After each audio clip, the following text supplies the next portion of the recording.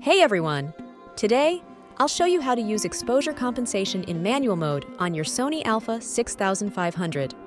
This is a simple and effective way to fine-tune your exposure without changing your aperture or shutter speed settings. Let's dive in. Step 1. Turn on your Sony a6500 and rotate the mode dial on the top of the camera to M for manual mode. This mode allows you full control over both aperture and shutter speed. Step 2. Use the control dial near the shutter button to set your desired shutter speed. Adjust the aperture by holding down the aperture button, located beside the control dial, and turning the control dial until you reach your desired f-stop. Step 3. Even though you're in manual mode, you can adjust the exposure compensation to affect the ISO while maintaining your shutter speed and aperture settings. Press the FN function button to bring up the quick function menu. Step 4.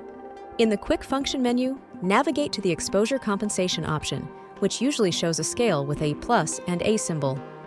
Use the control wheel on the back of the camera to adjust the exposure compensation. Turning it to the right increases exposure, making the image brighter, and turning it left decreases exposure, making the image darker. Step 5. As you adjust the exposure compensation, watch the changes on the camera's LCD screen or through the electronic viewfinder. You will see the image brighten or darken accordingly. Keep an eye on the ISO value, if set to auto, as it will change to compensate for the exposure adjustment. Step 6. Once you're satisfied with the exposure levels, press the shutter button to take your photo.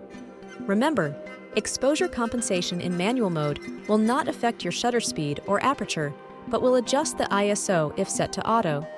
And that's how you use exposure compensation in manual mode on your Sony a6500. Simple steps to ensure you get the perfect exposure every time.